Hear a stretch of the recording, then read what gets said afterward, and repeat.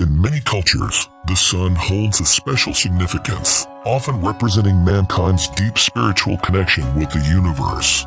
From the magnificent sun discs adorning the thrones of ancient Egyptian pharaohs to the humble mirrors reflecting the divine sun in Japan's Shinto religion, representations of the sun have captivated humanity's imagination for centuries.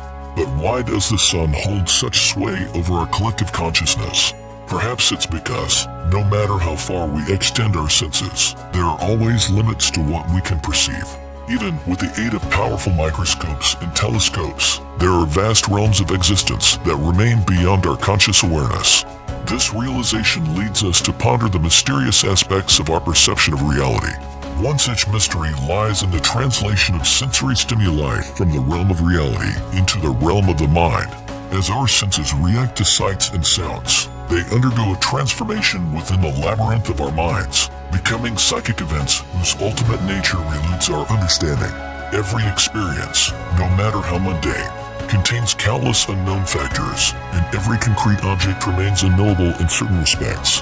Furthermore, there are events that occur outside the realm of conscious awareness, lurking beneath the threshold of consciousness.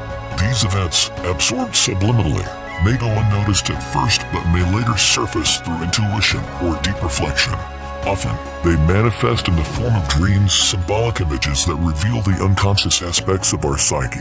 Indeed, the study of dreams has been instrumental in unlocking the secrets of the unconscious mind. Despite the wealth of evidence supporting the existence of the unconscious psyche, there are still skeptics who deny its reality.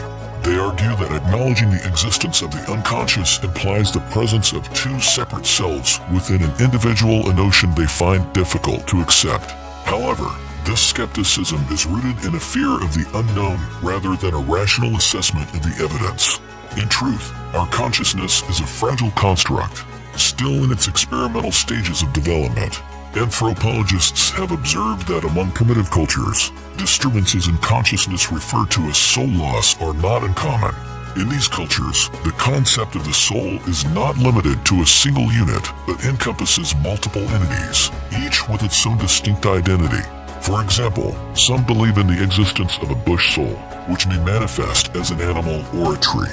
In such cases, an injury to the bush soul is interpreted as an injury to the individual.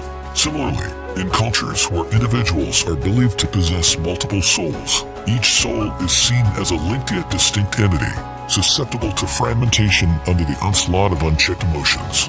Ultimately, the existence of the unconscious psyche challenges us to expand our understanding of the human mind and its complexities. Just as the sun illuminates the physical world, shedding light on the mysteries of the universe, so too does the study of the unconscious psyche illuminate the inner workings of the human psyche, guiding us on a journey of self-discovery and enlightenment. In our next video, we're going to be talking about past and future in the unconscious. Don't forget to subscribe and click the notification bell so that you'll easily see when we upload.